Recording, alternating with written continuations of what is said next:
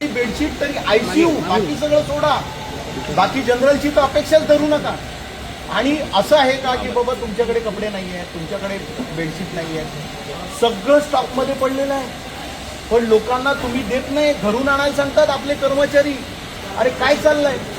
हे पेशंटला चेक करायला डॉक्टर जातात 2 दिवसातला 2दा, त्यांना पण कळत नाही कुठल्या पद्धतीने आपण काम चालवतोय. धुळीचं किती साम्राज्य दाखवताना ही क्वार्टर कोणी टाकली हे बघा, हे दिसतंय तुम्हाला? ठीक आहे, मलम आहे, काय आहे, सगळे सगळे फेकून दिलेले. एक्सपायर झालं तुम्ही येणार तर डायरेक्ट फेकून द्यायचं, बरोबर. इथे तीच हे बघा, हे प्लास्टिक पडलेलं ना, याच्यामध्ये किती औषध असेल माहिती नाही, बरोबर. वाटल्या थंड करून देण्याच्या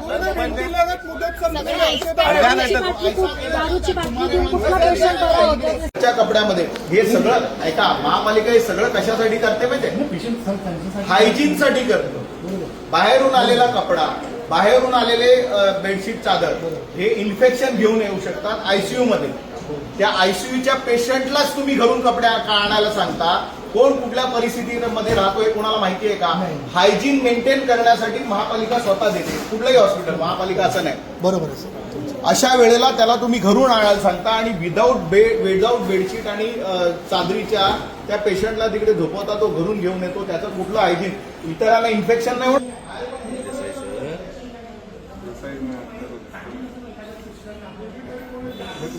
तीन बॉक्स आहेत.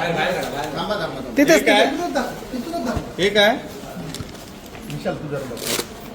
हे काय? हे काय आहे? हे प्रोजेक्टर 3 बॉक्स इथे आहेत. 3 नाही 12 आहेत. 12 एका बॉक्स मध्ये 3 आहेत. आहे. बाकी आपल्या एवढं डिजिटलायझेशन चालू आहे, तर VC किंवा कोणत्या तरी शाळेला द्या ना. जर तुम्हाला त्याची किंमत 1 लाख, या प्रोजेक्टरची किंमत किती? जवळपास 1.25 कोटीचे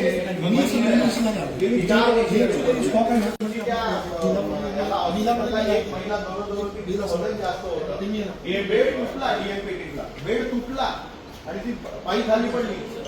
पण इथे चांगले बेड, इथे काय असेल सोपारा हॉस्पिटलला चांगले बेड चढवून घातले आणि लोकांना चांगले बेड. हा जर अशा गरमीमध्ये हा स्टॉक राहत असेल आणि बाळांना किंवा पेशंटला अशा पद्धतीने जर औषधी देत असणार तर कसं होणार? आणि हे प्रोटीन पावडर एवढं तिथे बॉक्स आहे. ह्या टेम्परेचर प्रोटीन पावडर आहे इकडे. आहे का? हा म्हणजे मुख्य विषय असा आहे. आणि भिंतीच्या पलीकडे मुदत संपलेली औषधं घेतलेली आहेत की आपण काही सुचवली. आणि हा स्टॉक किती आहे बघा स्टेशनरीचा. अश्वगंधाचं आहे, पण हे नागरिकांना किती दिला? स्टॉक भरून ठेवला आणि नुसतं आता ते इकडे. एक्सपायर होणार आहे. 3 वर्ष आहे. 2020 नाही हे 24 आहे. आता 3 वर्षात म्हणजे आता जून मध्ये हे एक्सपायरी होणार आहे. नाही तर तुम्हाला औषधांची गरज लागेल.